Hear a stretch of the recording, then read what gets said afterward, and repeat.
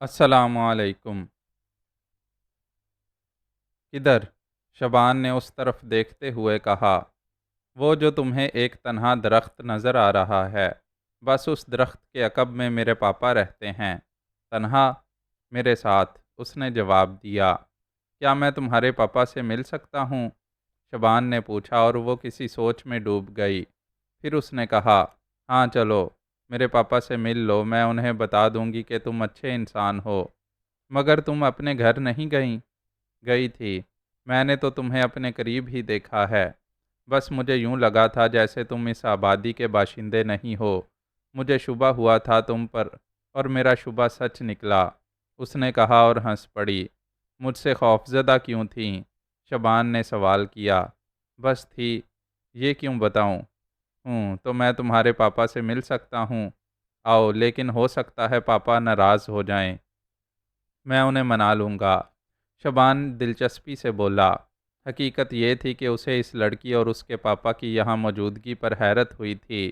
وہ صرف اس حیرت کا شکار تھا کہ یہ لوگ بول کیسے سکتے ہیں، جبکہ لڑکی صورت و شکل سے بالکل مقامی باشندوں جیسی تھی۔ لڑکی خاصی بے جگر تھی، پہاڑ کی بلندیوں پر بھی اس نے دوڑنے کی رفتار برقرار رکھی تھی، اور شبان بھی اس کا ساتھ دے رہا تھا۔ تجسس اسے اس جانب لے جا رہا تھا۔ یہ درخت ایسی سپاٹ جگہ پر تھا جہاں آسانی سے نہیں چڑھا جا سکتا تھا۔ غالباً شبان کے علاوہ کوئی بھی ہوتا تو اسے بہت دقت پیش آتی، لیکن شبان خود غیر معمولی صلاحیتوں کا مالک تھا۔ کچھ دیر کے بعد وہ درخت کے قریب پہنچ گئے۔ درخت کے عقب میں ایک گول سوراخ بنا ہوا تھا، جو یقینی طور پر کسی غار کا دہانہ تھا۔ البتہ شبان نے یہ اندازہ بآسانی لگا لیا تھا کہ یہ سوراخ انسانی ہاتھوں کی تراش ہے۔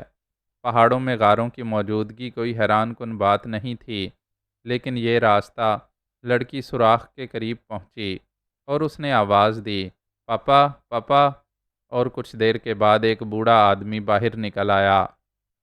بڑا تندرست توانا تھا، اور مقامی باشندوں کی طرح اس کے جسم پر بھی مختصر سا زیریں لباس تھا، لیکن لڑکی کے ساتھ شبان کو دیکھ کر وہ بری طرح چونک پڑا۔ اس نے سوالیہ نگاہوں سے لڑکی کو دیکھا تو لڑکی نے کہا، پاپا یہ بھی بول سکتا ہے۔ بوڑھے نے کسی قدر پریشان نگاہوں سے شبان کو دیکھا تو شبان نے کہا، اس سے پہلے کہ آپ میرے بارے میں پریشان ہوں اور تجسس کا شکار ہوں، جناب، میں آپ کو یہ بتا دینا چاہتا ہوں کہ میں اس جہاز کا باشندہ ہوں جس کے بارے میں شاید آپ کو اطلاع ملی ہو کہ وہ ساحل سے آ لگا ہے۔ بوڑھے نے کسی قدر ناخوشگوار نگاہوں سے لڑکی کو دیکھا تو لڑکی کہنے لگی، پاپا یہ اچھے آدمی ہیں، اور بالکل مجبوری کے عالم میں مجھے ان سے بولنا پڑا، حالانکہ تم نے مجھے اس کے لیے منع کر دیا تھا۔ کیا تم اندر آنا پسند کرو گے؟ بوڑھا بولا، کیوں نہیں جناب، شبان نے جواب دیا، اور بوڑھا اسے لیے ہوئے غار میں داخل ہو گیا۔ اندر سے غار بے حد کشادہ اور اس میں جگہ جگہ ہوا کے داخلے کے لیے بھی سوراخ رکھے گئے تھے۔ یہاں کوئی سامان نہیں تھا۔ زمین پر دو بستر الگ الگ بچھے ہوئے تھے، اور ایک طرف پھلوں کا ڈھیر لگا ہوا تھا، اور اس کے علاوہ غار کی ننگی دیواریں تھیں۔ غالباً یہ قدرتی غار تھا، بس اس میں یہ دروازہ تراشا گیا تھا۔ شبان نے غار کا جائزہ لیا۔ بوڑھا متجسس نگاہوں سے اسے دیکھ رہا تھا۔ پھر اس نے آہستہ سے کہا، آؤ، میرا تجربہ یہ کہتا ہے کہ تم اچھے انسان ہو، مگر رش تمہیں کہاں ملی؟ یہیں انہی آبادیوں میں۔ میرے دل میں بھی یہ تصور پیدا ہوا تھا کہ کاش میں جہاز والوں سے ملاقات کر سکتا۔ میں آپ کو کس نام سے پکاروں؟ صرف بابا کہہ لو، میرا کوئی نام نہیں رہا ہے اب، اور اگر کبھی کوئی نام تھا تو میں اسے بھول چکا ہوں۔ بوڑھے نے گہری سانس لے کر کہا اور پھر بولا، بیٹھ جاؤ۔ کیا غار کی پتھریلی زمین پر بیٹھنا تمہیں ناگوار ہوگا؟ ہرگز نہیں، شبان نے کہا اور زمین پر بیٹھ گیا۔ بوڑھا اس سے کچھ فاصلے پر بیٹھ گیا۔ رشت تھوڑے فاصلے پر کھڑی مسکراتی نگاہوں سے اسے دیکھ رہی تھی۔ اب اس کے چہرے پر زندگی کے آثار تھے۔ وہ خوش نظر آ رہی تھی کہ اس نے ایک دریافت کی، اور اس کی یہ دریافت اس کے باپ کو بھی پسند آ گئی۔ شبان نے پھر بوڑھے سے کہا، میرا نام شبان ہے، اور مختصر الفاظ میں آپ کو یہ بتا دوں کہ ہمارا جہاز اخناتون کہلاتا ہے۔ ہم لوگ سمندر کے نیچے پائے جانے والے ایسے پودوں کے بارے میں تحقیقات کرتے پھر رہے ہیں جو انسانی زندگی کے کام آ سکتے ہیں اور ان سے دوائیں وغیرہ حاصل کی جا سکتی ہیں۔ اسی طرح سفر کرتے ہوئے ہمارا جہاز اخناتون اتنی دور نکل آیا ہے اور اب ہمیں یہ سرزمین نظر آئی تو ہم نے یہاں کچھ وقت قیام کرنے کا فیصلہ کر لیا۔ تمہارے ساتھ جہاز میں بہت سے لوگ ہیں۔ میں نے سنا ہے کہ یہ سب مقامی باشندوں سے گھل مل گئے ہیں اور ابتدائی آبادی میں ایک دوسرے کے ساتھ رہنا شروع کر دیا ہے۔ ہاں، ایسا ہوا ہے۔ کیا تم طویل زندگی یہاں گزارنا چاہتے ہو؟ نہیں، بہت طویل نہیں، لیکن ایک اچھا عرصہ ہم یہاں گزاریں گے۔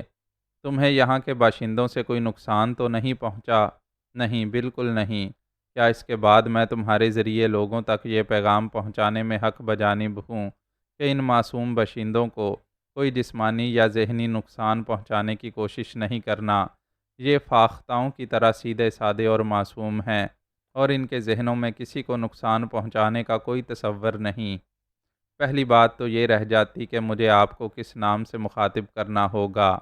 میرے لیے صرف بابا کا لفظ کافی نہیں ہے۔ جتنی تمہاری عمر ہے نوجوان، اس سے مجھے یہ اندازہ ہوتا ہے کہ کم از کم میری اصلیت سے تم واقف نہیں ہوگے۔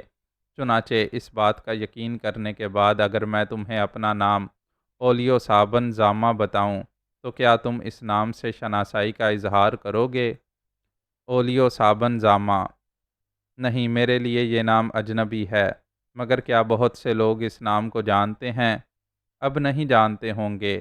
بات بہت پرانی ہو گئی، کم از کم 24 سال پرانی، اور یقینی طور پر 24 سال میں انسان ہر شخص کو بھلا دیتا ہے۔ کیا آپ کا تعلق مہذب دنیا سے ہے؟ تھا، اولیو صابن زامہ نے کہا۔ اور آپ نے وہ مہذب دنیا چھوڑ دی؟ ہاں، اس کے پس پشت ایک کہانی ہے، رابن زامہ کہنے لگا، اور شبان کے چہرے پر دلچسپی کے آثار پیدا ہو گئے۔ میرے دل میں انتہائی خواہش ہے مسٹر اولیو صابن زامہ، میں آپ کے بارے میں معلومات حاصل کروں، اور میں اسے اپنی خوش بختی سمجھتا ہوں کہ کم از کم اس خطے میں مجھے بولنے والا ایک شخص ملا۔ میں اپنی مسرت کا اظہار نہیں کر سکتا، ہاں، لیکن میں پریشان ہوں اس تصور کے ساتھ کہ کہیں تمہارا ذہن تبدیل نہ ہو جائے اور یہ خطہ جو محبتوں اور پاکیزگی سے مالا مال ہے داغدار نہ ہو جائے۔ جیسا کہ میں نے آپ کو بتایا ہے کہ ہم صرف سمندری تحقیقات کے لیے نکلے ہیں۔ کسی انسان تو انسان جانور کو بھی نقصان پہنچانا ہمارے لیے ایک بدنما فعل ہوگا، اور میں آپ کو یہ یقین دلاتا ہوں کہ ایسا کبھی نہیں ہوگا۔ ہم کچھ عرصہ یہاں قیام کریں گے اور اس کے بعد اپنی دنیا کا رخ اختیار کر لیں گے۔ تب میں اسے اپنی خوش بختی ہی سمجھتا ہوں کہ میری تم سے ملاقات ہوئی، زامہ نے جواب دیا، اور لڑکی کی طرف رخ کر کے بولا، اس میں کوئی شک نہیں ہے کہ مہذب دنیا کی روایات کو ہم نے ہمیشہ ہمیشہ کے لیے بھلا دیا، لیکن اس کے باوجود آج ایک بار پھر میرے ذہن میں اپنی دنیا تازہ ہو گئی ہے۔ چنانچہ رش، تم یوں کرو کہ تھوڑے سے پھل لے آؤ تاکہ میں اپنے اس مہمان کی خاطر مدارت کر سکوں۔ رش ان پھلوں کی جانب بڑھ گئی تھی۔ شبان مسکراتی نگاہوں سے بن زامہ کو دیکھ رہا تھا۔ رش کے لائے ہوئے پھلوں سے ایک پھل اٹھا کر دانتوں سے کاٹتے ہوئے بالآخر شبان نے کہا، بن زامہ، میں آپ کے بارے میں مکمل تفصیل جاننا چاہتا ہوں اور آپ سے اس خطے کے بارے میں بھی معلومات حاصل کرنے کا خواہش مند ہوں۔ بن زامہ نے آنکھیں بند کر کے گردن ہلائی اور بولا، ہاں، جیسا کہ میں نے کہا ہے کہ اپنی زبان بولنے والے ایک شخص کو سامنے دیکھ کر میرے دل میں بھی بہت سی محبتیں، بہت سے تصورات ابھر آئے ہیں۔ 24 سال پہلے کے وہ تمام تصورات جب اولیو صابن زامہ ایک بحری قزاق تھا۔ صابن زامہ کے چہرے پر ماضی کی دھند چھا گئی اور اس دھند میں اسے لاتعداد مناظر نظر آنے لگے۔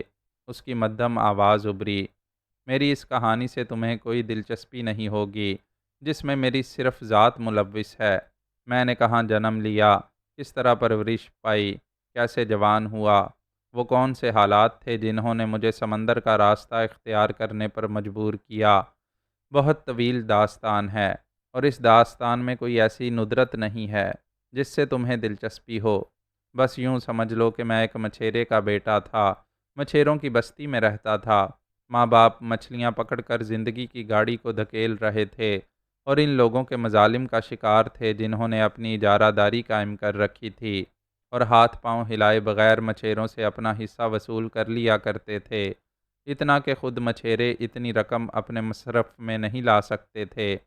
شاید یہ میری سرکشی ہی تھی کہ میں نے ان کی اس حرکت سے ہمیشہ نفرت کی، جبکہ مچھیروں کی بستی کا ہر شخص اس بات سے متفق تھا کہ ان ٹھیکیداروں کو خراج اور کرائے جو بقول ان کا تحفظ کرتے ہیں اور جن کے بغیر سمندر مچھلیاں نہیں اگلتے، میں اس سرکشی میں مشہور ہو گیا اور ٹھیکیدار میری اس بغاوت کو کچلنے پر کمر بستہ ہو گئے۔ سو میرے اور ان کے درمیان ٹھن گئی اور میں نے نوجوانوں کا ایک ایسا گروہ بنا لیا جو میرا ہم خیال تھا اور ان ٹھیکیداروں کا مخالف۔ ٹھیکیداروں نے ہم سے باقاعدہ جنگ کا آغاز کر دیا، جس کے نتیجے میں ان کے بہت سے افراد ہمارے گروہ کے ہاتھوں قتل ہو گئے، اور پھر وہی ہوا جو ہونا چاہیے تھا، یعنی قانون نے ہمیں طلب کر لیا، مگر ہم قانون کے قبضے میں نہیں آئے۔ سمندر ہماری جاگیر تھا اور ہم نے بچپن سے سمندر کی آغوش میں پناہ لی تھی۔ وہی ہمارا کھلونا تھا، وہی ہمارے لیے آغوش مادر۔ سو قانون نافذ کرنے والے ادارے اپنی کشتیوں میں ہمارا تعاقب نہیں کر سکے۔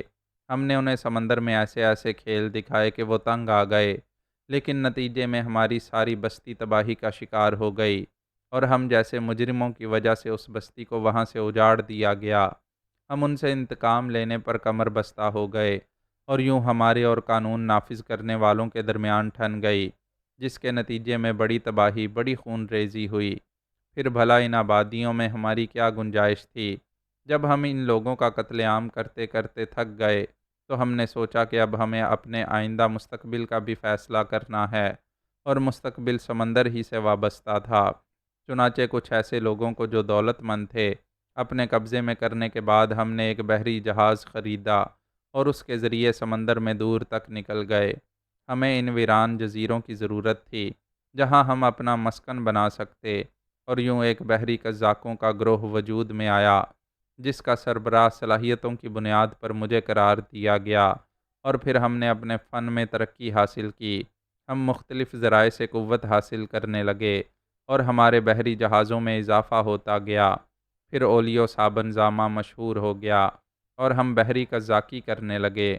زندگی کا ایک خاصا بڑا حصہ میں نے اس عمل میں گزارا، لیکن وقت تبدیلیاں لاتا رہتا ہے اور میری زندگی میں بھی تبدیلی رونما ہوئی۔ جو قتل و غارت گری، جو خون ریزی میں نے کی تھی، اس کی دھند میرے دماغ پر چھائی ہوئی تھی، اور جب میں انسانیت کے راستوں پر ہوتا تو مجھے احساس ہوتا کہ میں نے اس دنیا کے ساتھ بڑا وحشیانہ سلوک کیا ہے۔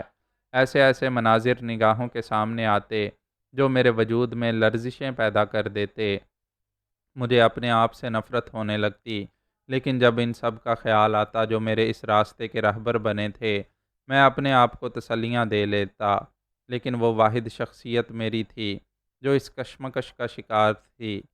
پھر یوں ہوا، ایک بار ہم بحری قزاقی کرنے کے لیے نکلے۔ ہم نے ایک سمندری جہاز پر دھاوا بولا اور جو کچھ ہم کیا کرتے تھے وہی کیا، لیکن شاید کسی کی آہ کارگر ہو گئی۔ موسم حالانکہ سمندری قزاقی کے لیے بالکل سازگار تھا، لیکن جب ہماری کشتیاں واپسی کے لیے تیار ہوئیں تو اچانک ہی سمندر میں طوفان کے آثار نمودار ہوئے اور ہم شدید ترین طوفان میں گر گئے۔ ایسا طوفان تھا کہ شاید کسی انسانی آنکھ نے نہ دیکھا ہو۔ کشتیاں ریزہ ریزہ ہو گئیں، میرا پورا شرازہ منتشر ہو گیا، اور نہ جانے وہ لکڑی کا تختہ کہاں سے میرے ہاتھ لگ گیا جس نے سمندر میں میری زندگی تو بچا لی، لیکن مجھے مہذب دنیا سے انتہائی دور لا پھینکا۔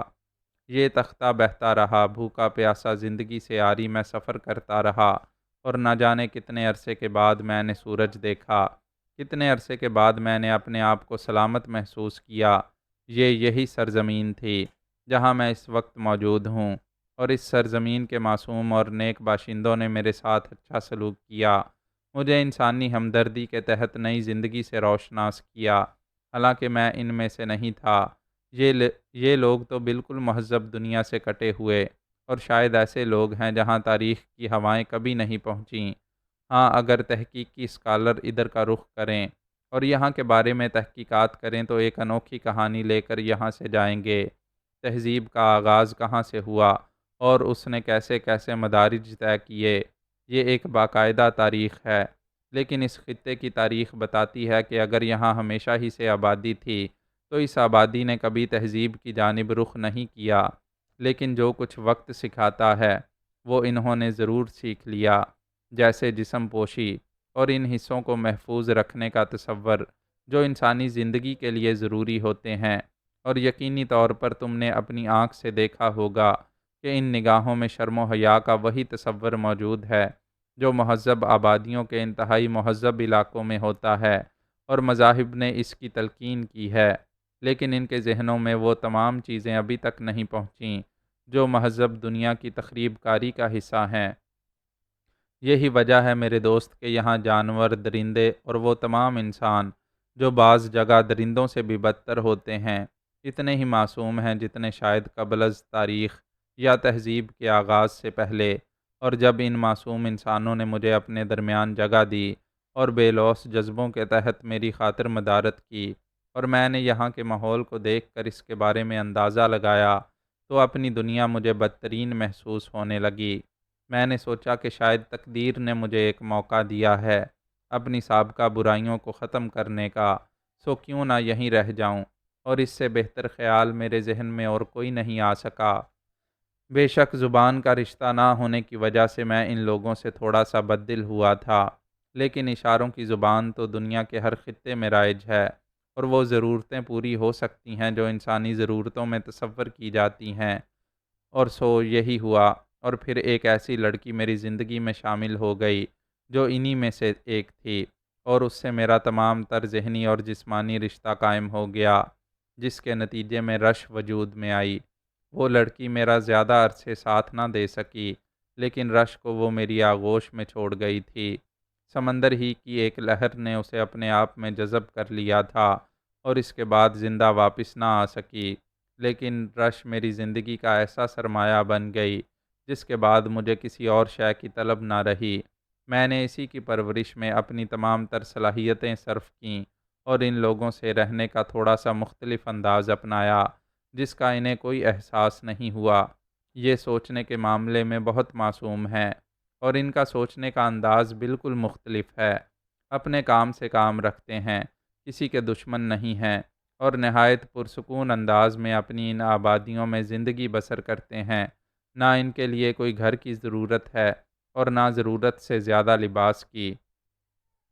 جہاں شام ہو جائے وہیں پرندوں کی مانند بسیرا کر لیتے ہیں۔ زمین پر، جھاڑیوں میں، گھاس میں یا درختوں کی بلندیوں پر، شاخوں اور پتوں میں کھانے پینے کے لیے قدرت نے یہاں اتنا ذخیرہ جمع کر دیا ہے کہ تم نے اپنی آنکھوں سے دیکھ لیا ہوگا، اور شاید یہ وہ مہربانی ہے آسمان پر رہنے والے کی جو اس نے اپنے بندوں کے لیے ہمیشہ قائم رکھی تھی، لیکن بدکاریوں نے ان سے وہ سب کچھ چھین لیا، اور جنہوں نے اس کی نافرمانی نہیں کی انہیں دیکھ لو تم اپنی آنکھوں سے کہ اس نے اتنا دے رکھا ہے کہ نہ جانے ان کی تاریخ اتنی طویل ہے، اور یہ اسی سے گزارا کرتے چلے آئے ہیں۔ نہ یہاں شکار کا تصور ہے، نہ گوشت کھانے کا، یہاں تک کہ سمندری مچھلیاں بھی ان کے لیے ایک بے مقصد چیز ہے۔ گھاس پھوس، پتے اور یہ پھل، یہ ساری چیزیں یہ جانوروں کی مانند کھا لیتے ہیں اور تندرست رہتے ہیں۔ شاید تم اس بات پر یقین نہ کرو کہ ان آبادیوں میں نے کبھی کسی شخص کو بیمار نہیں دیکھا۔ اپنی زندگی کا ایک طویل وقت یہ گزارتے ہیں اور اس کے بعد طبعی موت مر جاتے ہیں۔ یہ ہے اس علاقے کی حیرت ناک زندگی۔ البتہ رش کو میں نے مہذب دنیا سے ناواقف نہیں رکھا۔ جب یہ سمجھنے کے قابل ہو گئی تو میں نے اسے زبان سکھائی۔ یہ بول سکتی ہے، اچھی طرح بول سکتی ہے، وہ تمام زبانیں جو میں جانتا ہوں۔ یہ ان سے ذہنی طور پر بہتر ہے، لیکن چونکہ تعلق انہی سے ہے اسی لیے انہی کی مانند زندگی بسر کرتی ہے، اور میں یہاں اس پہاڑی غار میں اپنی طبعی موت کا انتظار کر رہا ہوں۔ مجھے علم ہوا تھا کہ ایک سمندری جہاز جو بہت عظیم الشان ہے یہاں آ کر ساحل سے لگا ہے، اور مہذب آبادیوں کے لوگ وہاں اتر رہے ہیں۔ یہ اطلاع مجھے رش نے ہی دی تھی۔ باقی لوگوں سے میرے صرف اتنے رابطے ہیں کہ اگر سر راہ ان سے ملاقات ہو جائے یا کوئی اس سمت آ نکلے اور مجھ سے اس کی کوئی ضرورت ہو تو میں پوری کر دوں۔ یہ ہے میری کہانی معزز نوجوان۔ آپ نے اس خطے کے بارے میں تفصیلات بتائیں اور اپنی زندگی کی جو کہانی سنائی ہے میں اس سے بہت زیادہ متاثر ہوں۔ معزز اولیو صابن زامہ، کیا ان آبادیوں میں ایسی کوئی چیز نہیں ہے جو ان کے لیے باعث تردد ہو؟ بظاہر کوئی ایسی چیز نہیں ہے، اور شاید یہ تردد کو اپنے ذہن تک پہنچنے ہی نہیں دیتے۔ شاید تمہارے ہاں کوئی دھماکہ ہوا تھا جنہوں نے انہیں خوفزدہ کر دیا اور یہ وہاں سے دور ہو گئے، لیکن ان کی سوچ ان معصوم جانوروں سے مختلف نہیں ہے جو شیر کے سامنے سے بھاگ جاتے ہیں اور تھوڑے فاصلے پر جا کر پھر گھاس چرنے میں مصروف ہو جاتے ہیں۔ البتہ ان پہاڑوں کے دوسری طرف کا جغرافیائی ماحول بھی ذرا مختلف ہے، مگر اس کے لیے تھوڑے سے فاصلے درکار ہوتے ہیں۔ راستے میں ایک سمندری کھاڑی پڑتی ہے جو اوپر سے نظر نہیں آتی کیونکہ اس پر عجیب و غریب گھاس پھوس کی بیلیں چھائی رہتی ہیں، لیکن کھاڑی کے دوسری جانب جو لوگ رہتے ہیں وہ کسی قدر کینہ پرور اور پستہ قد ہیں۔ ان کے خد و خال بھی ان جیسے نہیں اور ان کا رہن سہن بھی ان سے تھوڑا سا مختلف ہے۔ شاید تمہیں اس بات کا یقین نہ آئے کہ میں خود کبھی اس کھاڑی کو عبور کر کے ان لوگوں کے علاقے تک نہیں پہنچا، لیکن وہ جب یہاں آتے ہیں تو کچھ ایسی حرکات کر کے جاتے ہیں جو یقینی طور پر ان کی شخصیت کی غماز ہوتی ہے۔ کئی بار یہاں سے لڑکیوں کو اٹھا لیا گیا ہے، لیکن معصوم اور بے ضرر لوگ انتقام کا کوئی جذبہ اپنے دل میں نہیں رکھتے۔ بعض اوقات جب ان کے کچھ گروہ کھاڑیاں عبور کر کے اس سمت نکل آتے ہیں تو قتل و غارت گری بھی کرتے ہیں اور بیکار ہنگامہ خیزیاں کر کے واپس چلے جاتے ہیں۔ ایسے موقعوں پر یہ لوگ صرف چھپ جانے میں عافیت سمجھتے ہیں۔ اوہو، اس کا مقصد ہے کہ وہ ذہنی طور پر ان سے برتر ہیں، یہ تو نہیں کہا جا سکتا۔ ان کے جسم بھی ان لوگوں کی مانند بے لباس ہوتے ہیں، لیکن ان کے چہروں پر کینہ پروری کی جھلک نظر آتی ہے اور وہ ہتھیار بھی استعمال کرتے ہیں، ہر چند کہ یہ ہتھیار لکڑیوں کے ٹکڑوں اور انہی لکڑیوں میں بنائی جانے والی نوکوں سے زیادہ نہیں ہوتے، لیکن ان جیسے لوگوں کے لیے تو وہی کافی ہے۔ میں چونکہ مہذب دنیا سے آباد ہوا ایک انسان تھا، میں اگر چاہتا تو ان لوگوں کو بھی تخریب کاری پر آمادہ کر سکتا تھا، لیکن میں نے یہ سوچا کہ پھر وہی بات ہوگی، یعنی یہاں پر بھی مہذب دنیا کا سا ماحول پھیل جائے گا، ادھر سے کوئی کارروائی ہوتی ہے، ادھر سے بچاؤ ہوتا ہے، اس طرح یہ لوگ بھی زندگی گزار ہی لیتے ہیں۔ چنانچہ میں نے ان کے دلوں میں انتقامی جذبہ بیدار نہیں ہونے دیا۔ اب یہ میری سوچ ہے، اس میں غلط بات ہو یا درست اس کا میں خود فیصلہ نہیں کر سکتا، لیکن گزر رہی ہے۔ طویل عرصہ ہو گیا مجھے اس علاقے میں اور میں نہیں جانتا کہ مزید کتنی زندگی پائی ہے میں نے۔ رش آزاد ہے، وہ مہذب دنیا کی روایتوں سے واقف ہو چکی ہے، لیکن اس کی رگوں میں بھی یہیں کا خون دوڑتا ہے۔ چنانچہ میں نے اسے ان لوگوں سے مختلف کرنے کی کوشش نہیں کی اور وہ انہی کی مانند پروان چڑھ رہی ہے۔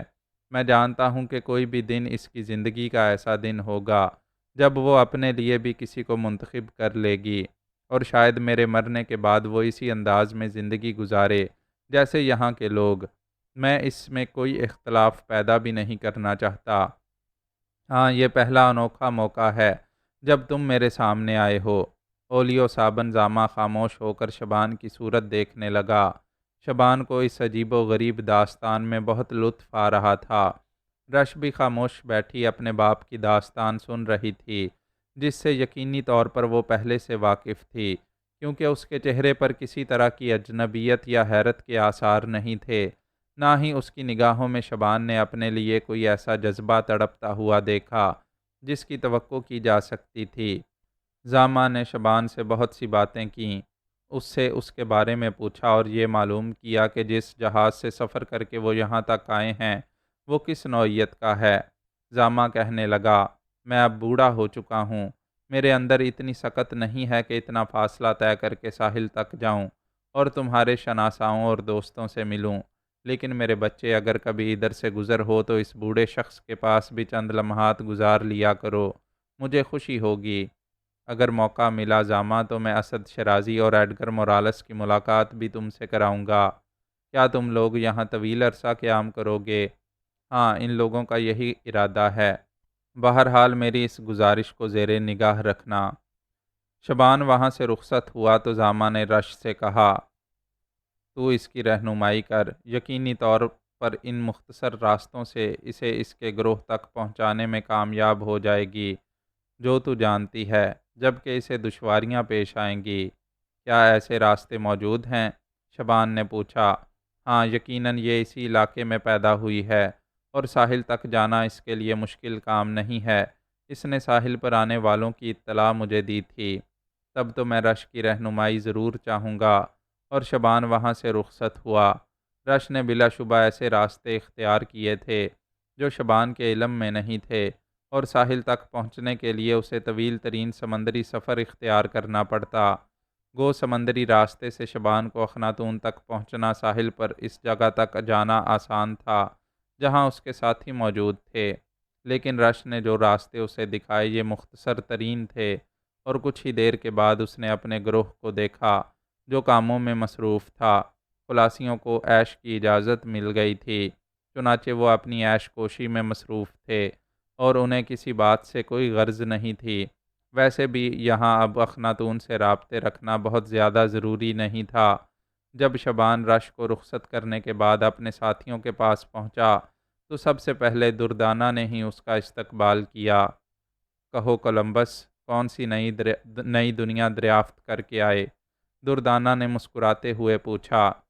حقیقت یہی ہے آنٹی کہ میں نئی دنیا ہی دریافت کر کے آیا ہوں۔ اس میں کوئی شک نہیں ہے کہ اس ماحول میں رہنے کے بعد دل یہ چاہتا ہے کہ زندگی کے بقیہ لمحات یہیں گزار دیے جائیں، لیکن ہم مہذب چوہے ہیں اور اپنی آبادیوں ہی میں رہنا پسند کرتے ہیں۔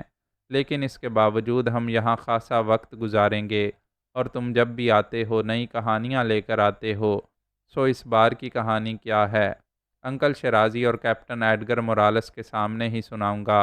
اور جب سب جمع ہو گئے اور سب نے دردانہ سے ملتے جلتے الفاظ کہے تو شبان نے مسکراتے ہوئے انہیں بتایا، اس میں کوئی شک نہیں ہے کہ اب ہم اس خطے کے رہنے والوں کے بارے میں سب کچھ جان چکے ہیں، لیکن اگر ان کی داستان کوئی ایسا شخص ہمیں سنائے جو ہماری زبان بول سکتا ہو اور مہذب دنیا سے تعلق رکھتا ہو اور اس کی ایک طویل ریسرچ ہو اس علاقے پر، یقینی طور پر وہ سب کچھ آپ کے لیے بھی باعث دلچسپی ہوگا۔ تو کیا تم ایسا کوئی شخص تلاش کرنے میں کامیاب ہو گئے ہو؟ ایڈگر مورالس نے پرتجسس انداز میں پوچھا۔ ہاں، اور یقینی طور پر وہ شخص بڑی دلچسپی کا باعث ہے، کم از کم میرے لیے، اور ہو سکتا ہے آپ کے لیے بھی۔ کون ہے وہ؟ اسد شرازی نے پوچھا۔ اس کا تعلق کہاں سے ہے؟ اس نے کوئی تذکرہ نہیں کیا اور نہ ہی میں نے اسے قریدا، لیکن کسی زمانے میں وہ ایک عظیم بحری قزاق رہ چکا ہے۔ کیا نام ہے اس کا؟ ایڈگر مورالس نے پوچھا۔ اولیو سابنزامہ۔ اولیو سابنزامہ، اولیو سابنزامہ۔ کیپٹن ایڈگر مورالس یہ نام بار بار دہرانے لگا اور پھر گردن ہلا کر بولا، یقینی طور پر اس کا تعلق میری سمندری زندگی سے پہلے کا معلوم ہوتا ہے۔ دراصل جب ہمیں تربیت دی جاتی ہے تو ایسے تمام رموز سے آگاہ کیا جاتا ہے جن کا تعلق سمندر سے ہوتا ہے، اور سمندری قزاقوں کی کہانیاں بھی ہمیں سنائی جاتی ہیں، اور اس کے لیے ایک باقاعدہ تربیت گاہ ہے، اور یقینی طور پر اس تربیت گاہ میں اولیو سابنزامہ کا نام بحری قزاق کی حیثیت سے موجود تھا۔ مگر شبان، کیا اولیو سابنزامہ یہاں موجود ہے؟ ہاں، وہ طویل عرصے قبل یہاں آیا تھا۔ غالباً اس عرصے کا تعین 24 سال ہے، جبکہ اس نے مجھے بتایا ہے اور یہاں آنے کے جو اس نے مجھے بتایا ہے اور یہاں آنے کے بعد اس نے اپنی خوشی سے مقامی زندگی اختیار کر لی تھی، اور اب وہ انہی میں سے ایک ہے۔ ایک پہاڑ میں سوراخ بنا کر رہتا ہے۔ اس کی ایک بیٹی ہے جس کا نام رش ہے، اور وہ مقامی عورت کی اولاد ہے۔ لیکن زامہ زندگی کے آخری ایام بڑی خوشی سے یہاں گزار دینا چاہتا ہے۔ بقول اس کے 24 سال کے بعد اسے کوئی ایسی شخصیت ملی ہے جس کا تعلق بیرونی دنیا سے ہے اور وہ اس کی زبان بول سکتی ہے۔ شبان نے زامہ سے ملاقات کی ساری کہانی ان لوگوں کو سنائی تو ایڈگر مورالس نے دلچسپی سے کہا، کسی بحری قزاق سے ہماری ملاقات واقعی بڑی دلچسپ رہے گی۔ کسی بھی مناسب وقت اس سے ملیں گے۔ لیکن جہاں اس کا قیام ہے وہاں تک کا فاصلہ کتنا ہے؟ شبان اس فاصلے کے بارے میں تفصیلات بتانے لگا۔ اسد شرازی نے کہا، اس کے لیے باقاعدہ منصوبہ بندی کریں گے۔ شبان نے خلیج کے پار رہنے والوں کے بارے میں تفصیلات بتائیں، اور اس بات کو سن کر بھی ان لوگوں کی خاصی دلچسپی پیدا ہوئی۔ اس کا مطلب ہے کہ یہاں دو قومیں آباد ہیں۔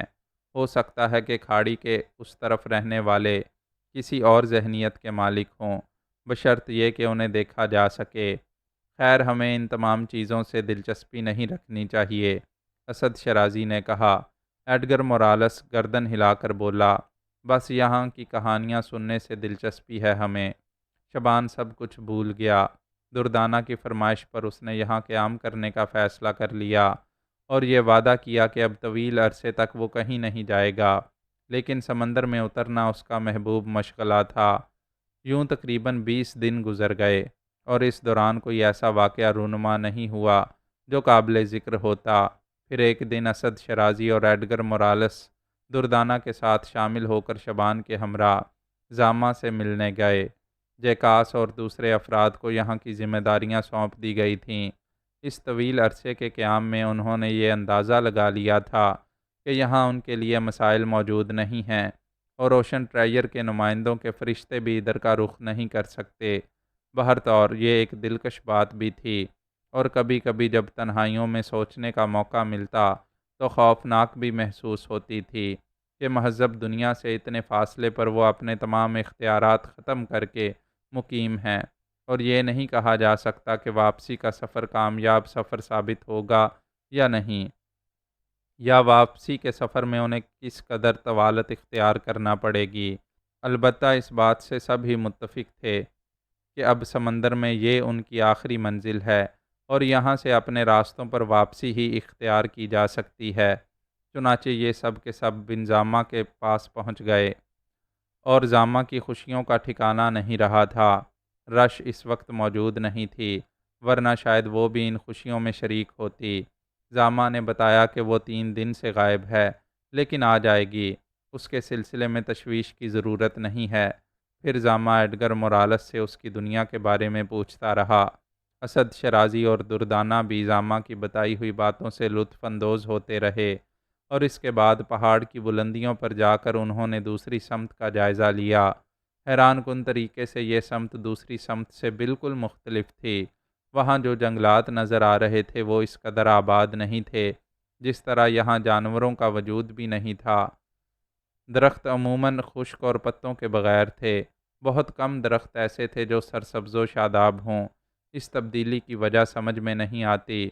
زامہ سے سوال کیا گیا تو اس نے کہا، میں اس کے علاوہ اور کچھ نہیں کہہ سکتا کہ یہ ان بدنما لوگوں کی بدنمائی کی طرف اشارہ ہے جو کھاڑی کے اس پار رہتے ہیں۔ یقینی طور پر وہ کینہ پرور اور ایسی فطرت کے مالک ہیں جو ناپسندیدہ تصور کی جا سکتی ہے۔ چنانچہ قدرت نے انہیں ان کی شخصیت اور ان کی فطرت کی سزا دی ہے۔ یہ بھی تو ہو سکتا ہے زامہ کہ ان لوگوں کی کینہ سوزی اور برائی اسی وجہ سے ہو کہ ان کے علاقے میں یہ سب کچھ نہیں ہے۔ یقینی طور پر انہیں اپنے مسائل سے سامنا کرنا پڑتا ہوگا، لیکن کیا انہیں سمندر سے بھی کچھ حاصل نہیں ہوتا؟ کیا کہا جا سکتا ہے اس بارے میں مسٹر اسد شرازی؟ کبھی اس طرف جانا نہیں ہوا، اور سچ بات یہ ہے کہ میرا بے پناہ تجسس بھی مجھے ہمت نہ دلا سکا۔ اس کی بنیادی وجہ شاید تنہائی ہو۔ ہاں، اگر کوئی ایسا ساتھی ہوتا جو اس سلسلے میں میرا معاون کار ہوتا تو شاید میں وہ خلیج عبور کر کے اس سمت ضرور پہنچتا۔ وہ دلکش جگہ ہے، اور جب اس خطے میں قیام کیا ہے تو ایک بار ادھر بھی ضرور دیکھیں گے۔ زامہ نے گزارش کی کہ ان کے ساتھ زیادہ وقت گزارا جائے، لیکن شرازی اور ایڈگر مورالس نے معذرت کر لی تھی۔ مورالس نے وعدہ کیا کہ جب بھی موقع ملا وہ اس سمت ضرور آئے گا۔ زامہ کی کہانیاں طویل عرصے تک دہرائی گئی تھیں۔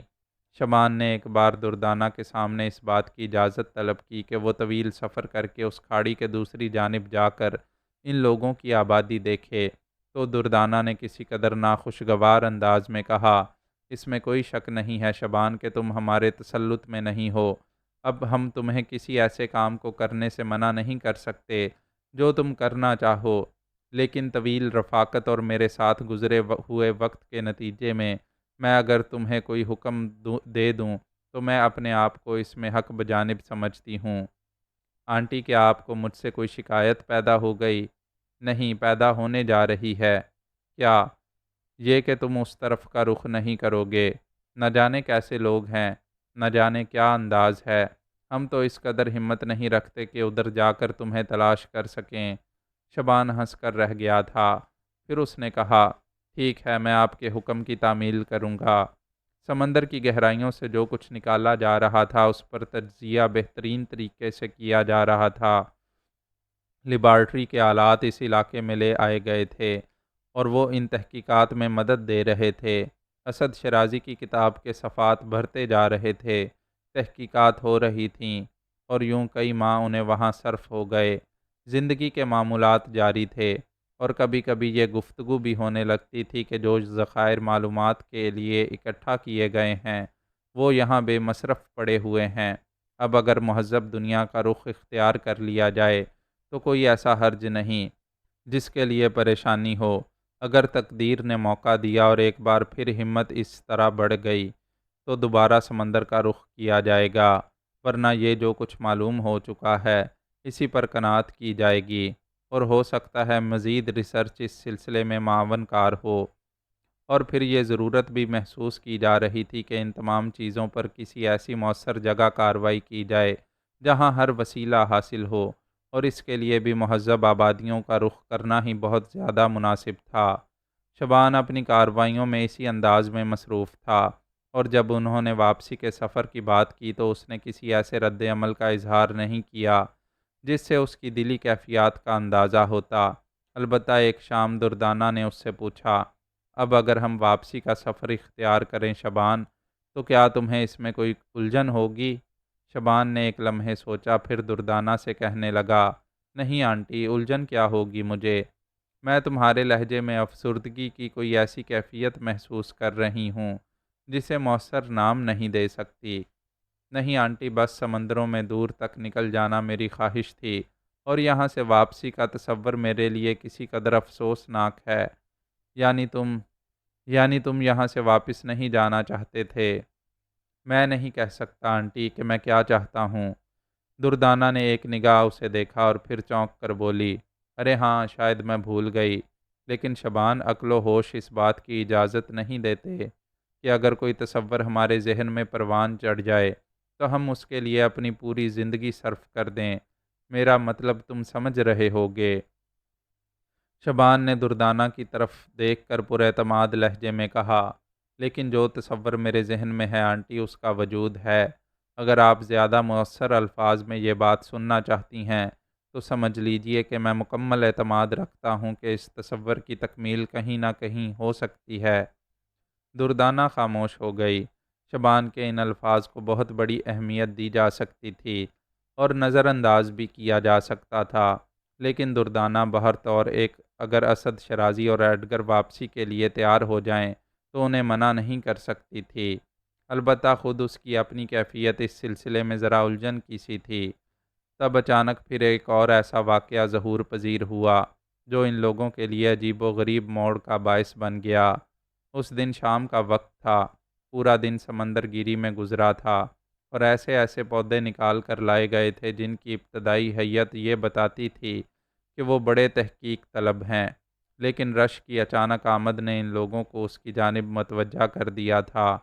رش شبان شبان کرتی ہوئی وہاں پہنچی، اور اس آبادی کی کسی لڑکی کی زبان سے یہ لفظ سننا بڑا عجیب لگتا تھا۔ اسد شرازی نے رش کو خوش آمدید کہا تھا۔ رش سے ان لوگوں کی کئی ملاقاتیں ہو چکی تھیں اور سب اسے پہچاننے لگے تھے۔ رش کے چہرے پر جو تاثرات پھیلے ہوئے تھے وہ کسی قدر پریشان کن تھے، اور رش نے کہا، ادھر پہاڑوں کے دوسری طرف جنگلوں میں آگ لگی ہوئی ہے، انتہائی خوفناک اور بھیانک آگ، جس کے شعلے بہت اونچے اونچے ہیں، اور یہ آگ دونوں سمت سے پھیلتی جا رہی ہے۔ رش کا یہ انکشاف نہایت حیرت ناک تھا۔ سب چونک پڑے۔ اسد شرازی نے سنسنی خیز لہجے میں کہا، رش، کیا اس سے پہلے کبھی یہاں جنگلات میں آگ نہیں لگی؟ نہیں، یہ پہلا موقع ہے کہ ہماری آنکھوں نے آگ دیکھی ہے۔ آبادی کے سارے لوگ دہشت زدہ ہو گئے ہیں۔ خوف یہ ہے کہ اب یہ آگ دونوں سمتوں سے آگے بڑھ کر اطراف کے درختوں کو اپنی لپیٹ میں لے لے گی اور پھر شاید یہ پورا خطہ ہی آگ سے بھڑک اٹھے۔ آپ ایک بار اس آگ کو دیکھیں، آپ کو اندازہ ہو جائے گا کہ میرا کہنا غلط نہیں ہے۔ اس خبر نے سب کو تشویش زدہ کر دیا تھا۔ انوکھی بات تھی۔ اسد شرازی، ایڈگر شبان وغیرہ فوراً ہی تیار ہو گئے۔ دردانہ کو البتہ یہاں چھوڑ دیا گیا تھا۔ جیکاس، کشن داس وغیرہ معمول کے مطابق اس وقت بھی اس جگہ کی نگرانی کے لیے موجود تھے، لیکن انہیں ہوشیار کر دیا گیا تھا اور کہا گیا تھا کہ اگر ایسی کوئی صورتحال شدید انداز میں پیش آئے اور آگ پر قابو نہ پایا جا سکے تو پھر مجبوراً اخناتون کی جانب رخ کرنا پڑے گا، اور یہ لوگ اس کے لیے تیار ہیں۔ ہر چند کے علاقہ بے حد وسیع تھا اور اس بات کے امکانات کم ہی تھے کہ ایسا ہو جائے، لیکن پھر بھی احتیاط ضروری تھی۔ وہ لوگ برق رفتاری سے رش کے ساتھ چل پڑے۔ ایسا کوئی ذریعہ نہیں تھا وہ لوگ بہت جلد وہاں پہنچ سکیں، چنانچہ پیدل ہی یہ سفر اختیار کرنا تھا، اور 3 ساڑھے 3 گھنٹے کی مسافت طے کرنے کے بعد جب وہ تھکن سے چور چور اس جگہ پہنچے جہاں پہاڑی سلسلے شروع ہوتے تھے، تو تپش کو محسوس کر کے دھوئیں کے غول کو دیکھ کر، وہاں کا ماحول دیکھ کر انہیں اندازہ ہو گیا کہ آگ کس قدر شدید ہے۔ شعلے پہاڑوں کی بلندیوں سے اونچے تو نہیں ہو سکے تھے، لیکن احساس ہو رہا تھا کہ وہ بہت بلند ہیں۔ انہیں دور ہی سے اولیو نظر آ گیا جو ہاتھ کے اشارے سے انہیں اوپر بلا رہا تھا۔ بمشکل تمام مورالس اور اسد شرازی شبان کے ساتھ اوپر پہنچے۔ رش تو خیر ان بلندیوں کو طے کرنے کی عادی تھی، لیکن ان لوگوں کو ذرا اوپر پہنچنے میں دقت ہوئی تھی۔ پھر مزید اوپر چڑھنے کے بعد جب ایک ایسی جگہ سے جہاں سے وہ دوسری سمت دیکھ سکتے تھے انہوں نے جنگل کی اس آگ کو دیکھا تو انہیں چکر آ گیا۔ واقعی سارے درخت آگ کے رشتے میں منسلک ہو چکے تھے اور دھڑا دھڑ جل رہے تھے، لیکن ایڈگر نے پر اطمینان انداز میں کہا، نہیں، ہرگز نہیں، یہ آگ ان سمتوں سے نکل کر ان سرسبز و شاداب درختوں کو اپنی لپیٹ میں نہیں لے سکے گی۔ آپ یہ بات دعوے سے کیسے کہہ سکتے ہیں مسٹر مورالس؟ اسد شرازی نے کہا۔ آپ مہم جو ہیں مسٹر شرازی، آپ کو یہ اندازہ مجھ سے زیادہ بہتر طریقے سے ہونا چاہیے تھا۔ اس طرف کے درختوں کی جب بھی ہم نے دیکھا سرسبز نہیں پایا، اور وہ خشک اور بغیر پتوں کے تھے۔ بے شک ان میں آگ لگائی جا سکتی ہے یا ان میں آگ لگ سکتی ہے، لیکن یہ سرسبز و شاداب درخت اس آگ کا زور خود بخود توڑ دیں گے، کیونکہ ان میں بے پناہ نمی ہے، اور پھر اس سمت جو گھاس موجود ہے وہ آگ کو پھیلنے میں تعاون نہیں کرے گی بلکہ اس کی مزاحمت کرے گی۔ اسد شرازی نے غور کیا تو ایڈگر کی بات اسے بھی درست ہی محسوس ہوئی۔ اس نے اطمینان کی گہری سانس لیتے ہوئے کہا، آپ کا کہنا درست ہے، لیکن نگرانی تو کرنا ہی پڑے گی۔ ہاں، اس میں کوئی شک نہیں ہے، مگر یہ آگ آخر لگی کیسے؟ ابھی آپ نے کہا مسٹر مورالس کہ اگر یہ آگ لگائی گئی ہے، آپ کا خیال ہے محترم یہ آگ لگائی گئی ہے؟ 100%، 100%، زامہ نے پر اعتماد لہجے میں کہا۔ بھلا وہ کیسے؟ آپ اتنے اعتماد سے یہ بات کیسے کہہ سکتے ہیں؟ اس لیے کہ مجھے پچھلے 2 دن سے اس سمت ان پراسرار لوگوں کی نقل و حرکت زیادہ ہی محسوس ہو رہی تھی۔ کون پراسرار لوگ؟ وہی جو پستہ کامت ہیں اور خلیج کے دوسری جانب رہتے ہیں۔ اوہ، مگر انہوں نے اس جنگل میں آگ کیوں لگائی؟ کیا کہا جا سکتا ہے، لیکن میں پہلے ہی یہ بات بتا چکا ہوں کہ وہ حاسد اور کینہ توز ہیں اور اپنی دانست میں ایسی ہر کارروائی کرنا چاہتے ہیں جس سے مقامی آبادی کو نقصان پہنچے۔ بلکہ ابتدا میں تو مجھے یہ خدشات لاحق رہے تھے کہ کہیں منظم ہو کر وہ اس جانب حملے نہ کریں۔ پتہ نہیں ان کا طرز زندگی کیا ہے، لیکن وہ جنگ کرنا جانتے ہیں، جبکہ مقامی لوگ بالکل سادہ اور معصوم ہیں۔ اگر انہوں نے آج تک ان لوگوں سے کبھی جنگ نہیں کی تو اس کی وجہ یہی ہو سکتی ہے، صرف اور صرف یہی کہ ان کی آبادی یہاں کی نسبت بہت کم ہے، اور وہ یہ نہ جانتے ہوں کہ یہ لوگ بھی مقابلے کی سکت رکھتے ہیں۔ حالانکہ میں سمجھتا ہوں کہ اگر ایسی کوئی کوشش اس سمت سے ہو جائے تو یہ معصوم لوگ مقابلہ نہیں کریں گے۔ بہر طور یہ بات باعث تشویش ہے۔ ان لوگوں کی کارروائی اگر اس حد تک بڑھی تو اس کے بعد وہ اور بھی ایسی کارروائیاں کر سکتے ہیں ہاں، اور یہ بات آپ کو بتا دینا اس لیے ضروری سمجھا میں نے کہ اگر آپ لوگ چاہیں تو ان معصوم انسانوں کی مدد کر سکتے ہیں۔ ہم لوگ ہاں، بدقسمتی یہ ہے کہ مہذب آبادیوں میں رہنے والوں نے اپنے لیے تو جینا تنگ کر لیا ہے۔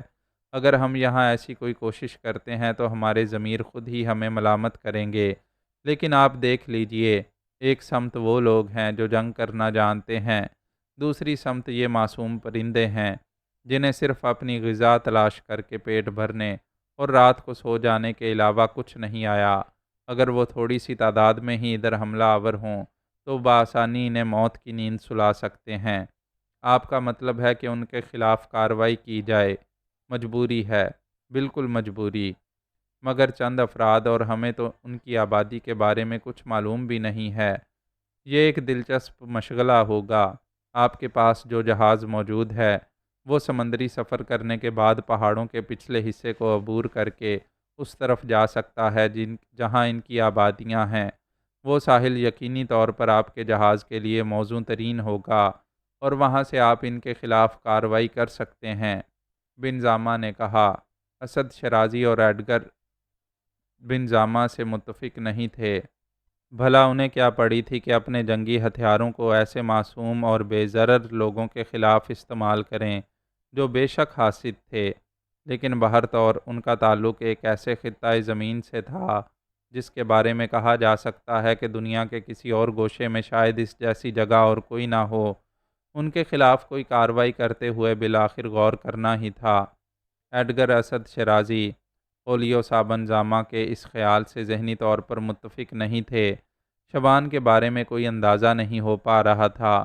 اس کا چہرہ سپاٹ اور تاثرات سے عاری نظر آ رہا تھا۔ یہ اس کا مخصوص انداز تھا۔ اگر کسی سلسلے میں مداخلت کرنا ہوتی تو پہلے ہی مرحلے پر وہ ایسا کر لیا کرتا تھا، اور اگر خاموش رہ جائے تو پھر یہ مقصد ہوتا تھا کہ اب جو فیصلہ دوسرے کریں، اور بہرطور وہ اسد شرازی اور مورالس کا احترام کرتا تھا اور ان کے کیے ہوئے فیصلوں کو رد نہیں کرتا تھا۔ ایڈگر نے آہستہ سے کہا، یہ کام بے شک بڑی اہمیت کا حامل ہے مسٹر اولیو، اور ہمیں اپنے وسائل دیکھنا ہوں گے اور اس کے بعد ہی کارروائی کی جا سکے گی۔ میں بھی یہ نہیں کہتا کہ ان لوگوں پر موت نازل کر دی جائے۔ میں تو خود ان تشدد سے پر واقعات کا شدید مخالف ہوں۔ ایسا نہیں ہونا چاہیے۔ میری دلی آرزو ہے، اور میں نے یہ لمحات جس پرسکون کیفیت میں گزارے ہیں، اس کی تمام افادیت میرے ذہن و دل میں رچی ہوئی ہے۔ چنانچہ میں فوری طور پر یہ نہیں کہتا کہ ایسا کر لیا جائے۔ آپ لوگ غور کر لیجئے، ان کی طرف سے ہونے والی کارروائیوں کے نتائج بھیانک بھی نکل سکتے ہیں، لیکن بہرطور میں یہ چاہتا ہوں کہ فیصلہ آپ ہی بہتر طریقے سے کریں۔ جنگل کی آگ اب بجھنے لگی تھی، اور یہ اندازہ ہو گیا تھا کہ دوسری طرف کے نم آلود درخت اس آگ سے مدافعت کی قوت رکھتے ہیں اور اس سے متاثر نہیں ہوں گے۔ تاہم مکمل جائزہ لے لینا ضروری تھا کہ دوسری سمت کے جنگل کو خطرہ تو نہیں ہے، اور اس کے لیے وہ بہت دیر بن زامہ کے پاس ٹھہرے۔ پھر جب آگ کی قوت کم ہوتی چلی گئی تو انہوں نے واپسی کا فیصلہ کیا۔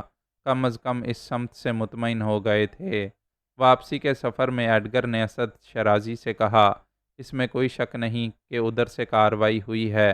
یہ اندازہ ہمیں بخوبی ہو گیا ہے کہ آگ خود نہیں لگی بلکہ لگائی گئی ہے، اور جیسا کہ بن زامہ نے خدشے کا اظہار کیا، ہو سکتا ہے ان لوگوں کو رہنمائی مل گئی ہو۔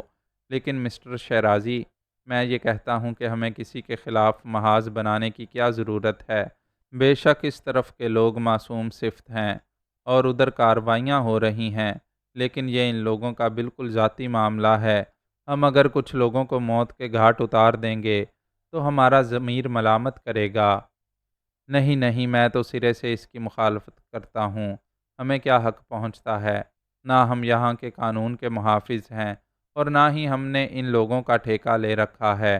بن زامہ اپنے طور پر جو کچھ کہہ رہا ہے وہ ایک الگ بات ہے، لیکن اس سے اتفاق کر لینا فوراً ضروری نہیں ہے۔ غور کرنا پڑے گا۔ اس مسئلے پر کافی غور طلب مسئلہ ہے۔ واپسی کے سفر میں وہ تیزی نہیں تھی جو جاتے ہوئے تھی۔ رش کو بھی وہیں چھوڑ دیا گیا تھا۔ شبان معمول کے مطابق خاموش تھا۔ پھر یہ لوگ اپنے کیمپ کے بالکل نزدیک پہنچ گئے۔ اس وقت بہت سے خلاصی وہاں موجود تھے۔ جیکاس، گن پاور اور کشن داس ان خلاصیوں سے باتیں کر رہے تھے۔ یہ خلاصی اس وقت یہاں نہ جانے کیوں جمع ہو گئے تھے، جبکہ انہوں نے تو صحیح معنوں میں زندگی کا لطف حاصل کرنا شروع کر دیا تھا اور جزیرے میں موجود تمام افراد کے ساتھ گھل مل گئے تھے۔ وہ بے ضرر لوگ جو کسی بھی مسئلے میں ٹانگ نہیں اڑاتے تھے، بھلا ان لوگوں کے کسی اقدام کی مدافعت کیوں کرتے؟ وہاں تو شاید مدافعت کا تصور بھی نہیں تھا۔ چنانچہ عموماً یہ غائب ہی ہوا کرتے تھے۔ اس وقت ان کی موجودگی بڑی حیران کن تھی۔ بالآخر جب ان کی نگاہیں لوگوں پر پڑیں تو سب کے سب ہی ان کی جانب دوڑ پڑے۔ ایڈگر نے کسی قدر سرسراتی آواز میں کہا، مسٹر شیرازی، کچھ ہو گیا ہے، کوئی بات ہو گئی ہے کیا؟ آپ دیکھ لیجئے، یہ سب انتہائی متجسس ہیں۔ اسد شیرازی نے کوئی جواب نہیں دیا۔ انہیں دیکھ کر ان کی جانب دوڑنے والے ان کے قریب پہنچ گئے۔ جیکاس سب سے آگے تھا۔ اس نے ہانپتے ہوئے کہا، مسٹر کیپٹن، مسٹر شیرازی۔ اخناتون اور بے اختیار ان کی نگاہیں اس جانب اٹھ گئیں جہاں اخناتون لنگر انداز تھا، لیکن حیرتوں کے شدید دھماکے ان کے ذہن میں ہوئے کیونکہ اخناتون اس جگہ موجود نہیں تھا۔ ایک لمحے کے لیے سب ہی بری طرح چکرا کر رہ گئے تھے۔ پھٹی پھٹی آنکھوں سے جیکاس کو دیکھتے ہوئے ایڈگر نے کہا، اخناتون کہاں گیا؟ وہ اسے اغوا کر کے لے گئے، وہ اسے اس سمت لے گئے۔ جیکاس نے ایک جانب اشارہ کرتے ہوئے کہا، کیا؟ اسد شیرازی کے منہ سے بھی پھٹی پھٹی آواز نکلی، ہاں، ہم معمول کے مطابق یہاں اپنے کاموں میں مصروف تھے، ہمیں اندازہ بھی نہیں ہو سکا۔ جو کچھ بھی کیا گیا نہایت ہوشیاری سے کیا گیا۔ وہ لوگ اخناتون کو خاموشی سے یہاں آگے بڑھا لے گئے، اور جب ہمیں اس کا علم ہوا تو اخناتون بہت آگے نکل چکا تھا۔ انہوں نے ایک لمبی سمت اختیار کر کے اس کا رخ تبدیل کیا تھا۔ ناممکن، ناممکن، میرے خدا، ناممکن، ایڈگر نے مدھم لہجے میں کہا۔ ان لوگوں کے ہاتھ پیروں کی جان نکل گئی تھی۔ اسد شیرازی بھی سکتے کے عالم میں تھا۔ دردانہ بھی حیران کھڑی ہوئی تھی۔ گن پاور نے کہا، یہ ایک منظم کارروائی ہے اور یقینی طور پر بہت سے افراد نے کی ہے، کیونکہ بالآخر اخناتون کے انجن کے عملے کو تجربہ کار انجینئروں کی ضرورت بھی تھی، اور ایسے لوگوں کی بھی جو خلاصیوں کی حیثیت سے اسے آگے بڑھانے میں معاون ثابت ہوں، اور تم لوگ ان کی آمد سے بے خبر رہے۔ ایڈگر نے جیکاس کو گھورتے ہوئے کہا، ہمیں کیا معلوم تھا؟ اور پھر آپ کو علم ہے کہ ہم تو اس معاملے میں بالکل کورے لوگ ہیں۔ ہم اپنے کاموں میں مصروف تھے اور یہ سب کے سب اپنی سرمستیوں میں گم تھے۔ ہمیں تو بالکل علم نہیں ہو سکا، نہ ہی کوئی ایسی آواز سنائی دی تھی جس سے یہ اندازہ ہو کہ اخناتون کے انجن سٹارٹ ہو گئے ہیں۔ بس یوں سمجھ لیجئے کہ ہم اندازہ ہی نہ کر پائے۔ اسد شیرازی نے ایڈگر کے شانے پر ہاتھ رکھتے ہوئے کہا، جو کچھ ہو چکا ہے وہ بہت خوفناک ہے مسٹر مورالیس، لیکن ہمیں صبر سے کام لینا ہے۔ ہمیں ایک دوسرے پر الزام نہیں لگانا، یہ ان کی ذمہ داری تھی۔ مورالیس جھلا کر بولا، بہرحال جو کچھ بھی ہے، بات کریں گے اس موضوع پر، بات کریں گے۔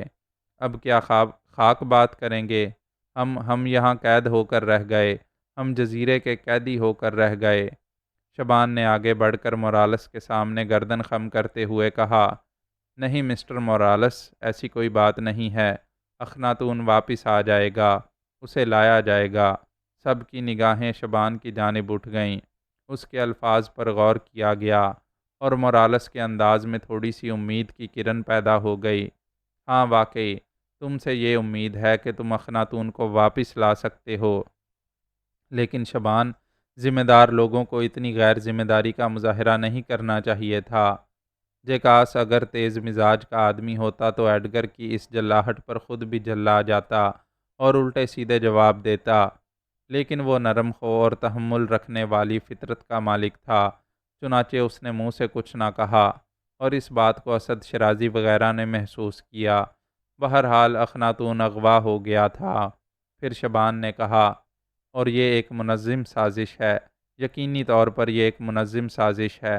ادھر جنگلوں میں، پہاڑوں کے اس جانب سوکھے درختوں میں آگ لگا کر وہاں بلایا گیا اور اس کے بعد اخناتون کے اغوا کا منصوبہ پایۂ تکمیل کو پہنچایا گیا۔ شبان کے یہ الفاظ اتنے جامع تھے کہ ان کی تردید ممکن ہی نہیں تھی۔ ایڈگر اور اسد شرازی بھی اس بات سے متفق ہو گئے۔ ایڈگر نے کہا، شبان بالکل ٹھیک کہتے ہیں، بلا شبہ یہ ایک خوفناک سازش ہوئی ہے، لیکن اگر ایسی بات ہے مسٹر شرازی تو اس کا مقصد یہ ہے کہ ہم اخناتون سے ابھی مایوس نہیں ہوئے، بلکہ اس کی موجودگی کے امکانات ہیں۔ فوری طور پر انہوں نے اخناتون کو کسی طویل سفر پر لے جانے کا فیصلہ نہیں کیا ہوگا، بلکہ اب یہ ہمیں اسی سمت مل سکتا ہے جدھر بقول اولیو صابن زامہ کے وہ پستہ قد آباد ہیں۔ میں یہ سوچ رہا ہوں کہ ان کا رہنما کون ہو سکتا ہے۔ یقینی طور پر مہذب دنیا کا کوئی فرد جس نے ان کی تربیت کی ہوگی، بالکل اسی طرح جیسے اولیو صابن زامہ یہاں موجود ہے۔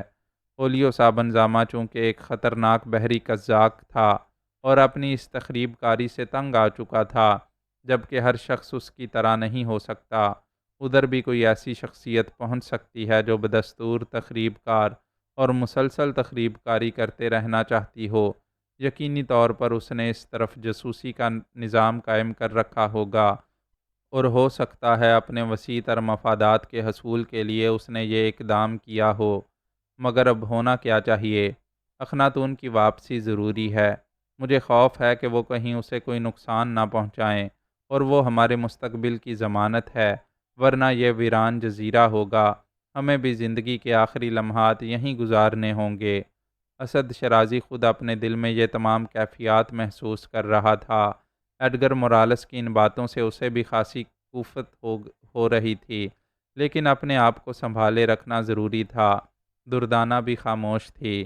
اسد شرازی نے شبان کی طرف دیکھتے ہوئے کہا، اور ایسے ہر لمحے میں جو مایوسی کا لمحہ ہو، جہاں ہم لوگ اپنی کارکردگی سے بالکل ہی غیر مطمئن ہو گئے ہوں، تم نے ہمیشہ آگے بڑھ کر کام کیا ہے، اور اس وقت بھی اگر میں یہ ذمہ داری تمہارے سپرد کر دوں تو کیا تم اسے قبول کرنے کو تیار ہوگے؟ انکل، آپ کا حکم سر آنکھوں پر۔ آپ یوں سمجھ لیجئے کہ اخناتون کے بارے میں تمام تر معلومات میں حاصل کروں گا کہ اسے کہاں لے جایا گیا ہے، اور اس کے بعد ممکن ہے یہ بھی ہو کہ میں ہی اخناتون کو واپس لانے کا باعث بنوں، لیکن چونکہ میں وہاں بہت سے ایسے کام نہیں جانتا جو ضروری ہوتے ہیں، اس لیے آپ لوگوں کو بھی تکلیف کرنا پڑے گی، لیکن اس کے لیے کوئی مناسب اور مؤثر ذریعہ میں خود دریافت کروں گا، اور ہمیں افسوس ہے کہ ہم میں سے کوئی تمہارا ساتھ نہیں دے سکتا، لیکن اس وقت ان تمام افراد کی زندگی خطرے میں پڑ گئی ہے۔ ہمارے پاس سے وہ سہارا چھن گیا ہے جو ہمیں ہماری دنیا میں واپس لے جاتا، اور اس کی تلاش کے لیے سب کچھ کرنا بے حد ضروری ہے۔ گن پاور کہنے لگا، یہ بھی تو ہو سکتا ہے کہ ہمارا خیال غلط ہو۔ کون سا خیال؟ یہی کہ اخناتون کو اغوا کرنے والے وہ نہ ہوں جنہیں ہم سمجھ رہے ہیں، اور اخناتون تمام تر کوششوں کے بعد اس سمت نہ ملے جدھر ہم اسے تلاش کریں۔ مسٹر گن پاور، آپ کا یہ خیال حقیقت سے دور نہیں ہے۔ ایسا ہو سکتا ہے، لیکن چند شبہات اس بات کو واضح کر رہے ہیں کہ ہمارا خیال کچھ فیصد درست ضرور ہے۔ مثلاً کیا؟ گن پاور نے پوچھا۔ پہلی بات تو جنگلوں کی وہ آگ، یہ کارروائی کسی اور طرح کسی اور سمت بھی کی جا سکتی تھی۔ ادھر بھی کچھ کیا جا سکتا تھا، لیکن ادھر یہ سب کچھ ہونے کا مطلب ہے کہ جو کارروائی کی گئی ہے اسی طرف سے کی گئی ہے، اور اس بات کے امکانات بھی ہیں کہ وہاں کچھ ایسی قوتیں موجود ہیں جن کا تعلق مہذب دنیا سے ہو، مگر انہیں اس بات کا علم کیسے ہوا کہ اخناتون پر کیا کیا چیزیں موجود ہیں؟ دفعتاً ہی ایڈگر مورالس چونک پڑا۔ اس نے سرسراتے ہوئے لہجے میں کہا، شبان، ذرا یہ تو دیکھو کہ ہم میں جو خلاصی ہیں وہ پورے ہیں۔ میرا مطلب ہے کہ کہیں ان خلاصیوں کو تو اغوا نہیں کر لیا گیا؟ کیا ان کے ذریعے تو یہ کام نہیں لیا گیا؟ شبان اچھل کر کھڑا ہو گیا۔ ایڈگر کی یہ نشاندہی بڑی مکمل تھی، اور اس بات کے امکانات ہو سکتے تھے کہ اخناتون کے کچھ خلاصیوں کو بھی اغوا کر لیا گیا ہو۔ وہ باہر نکل گیا اور اس نے خلاصیوں کو دیکھنا شروع کر دیا۔ صرف 5 آدمی کم تھے، لیکن یہ ایسے لوگ ہیں جنہیں جہاز چلانے کا کوئی تجربہ نہیں ہے۔ اس بات کے ساتھ ہی میں یہ پیشن گوئی کرتا ہوں کہ ہمارا یہ خیال غلط ہے۔ خیر اب یہ تو جو کچھ ہے سو ہے، مگر شبان تمہیں فوراً اپنے مشن پر روانہ ہو جانا چاہیے۔ دردانہ کسی قدر متردد نظر آ رہی تھی۔ جب شبان تیاریاں کرنے لگا تو دردانہ نے آہستہ سے کہا، کہیں یوں نہ ہو کہ ہم شبان کو بھی کھو بیٹھیں۔ اسد شرازی نے پریشان نگاہوں سے اسے دیکھتے ہوئے کہا، مگر اس کے علاوہ اور کوئی ذریعہ بھی تو نہیں ہے ہمارے پاس؟